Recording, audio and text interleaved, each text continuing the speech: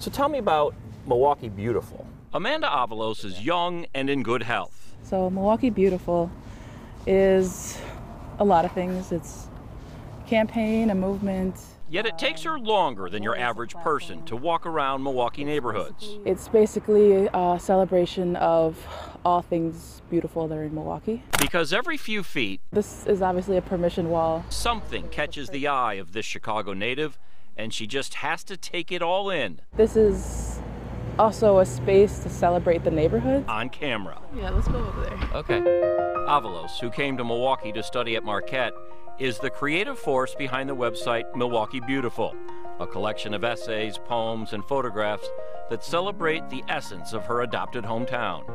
And like much of social media, we are all contributors. Anybody, and hopefully everybody. Because, and this will make more sense once you know her, this is a woman whose mission is to unify often unconnected sections of a whole community.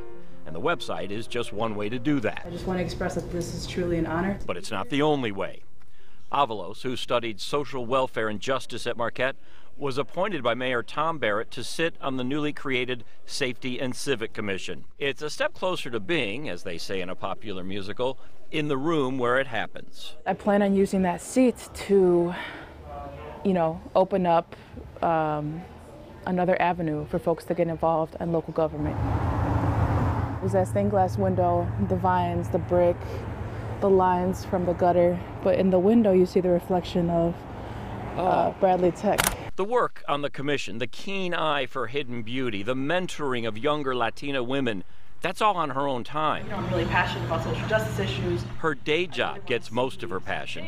She works for the Center for Popular Democracy, pushing for change at the grassroots level. Issues like immigrant rights, housing rights, workers' rights, working against mass incarceration, the drug war, community schools, public schools. She's clearly aware of the problems Milwaukee faces. The city is very real in terms of the disparities between people of color and white people. Which is exactly why she won't leave.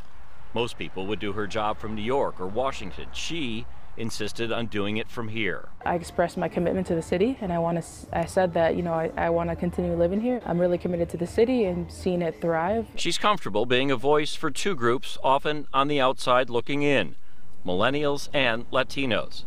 And although she speaks at a volume just a notch above a whisper, her message is loud. The old way of doing business isn't working for a lot of people. We need to break those traditions and allow for for a youth-led voice to speak out, to have more input on how those decisions are being made. It brings a sort of, like you said, a vibrancy, some more energy to the neighborhood. Walking slowly and speaking softly, she sees the city's flaws and the beauty that surrounds them. Milwaukee is beautiful, so despite all the headlines that say Milwaukee is dangerous and a bad place for people of color to live in, and there's a lot of disparities and all that, and while that is true, and while we're working on those things, there's also a lot of really beautiful things with really beautiful people that are doing really beautiful work. Ted Perry, Fox 6 News.